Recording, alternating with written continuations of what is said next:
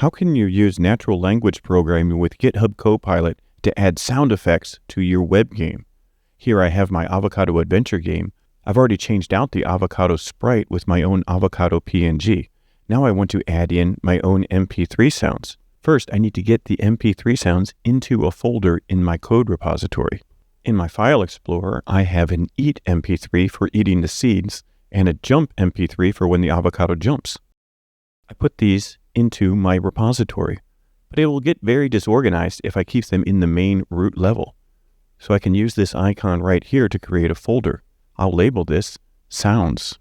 If you accidentally create the folder in another folder, in this case I accidentally had the image folder selected, I can just drag it to the main folder. Then I can drag in my MP3s into the Sounds folder.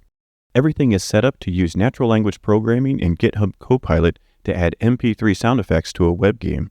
Over here, I will say, add the eat.mp3 sound when the avocado eats a seed, and add the jump MP3 sound when the avocado jumps. I've chosen Agent, so it'll automatically change the code, and I'm using GPT-5 codecs. Send the message, then GitHub Copilot will get to work. GitHub Copilot has changed the code and given us a summary. We can see here that it's changed 12 lines. It's created new variables, eat sound and jump sound, and then assigned them to the audio that we already have in our folder. Then it created a function called play sound that takes audio as its input.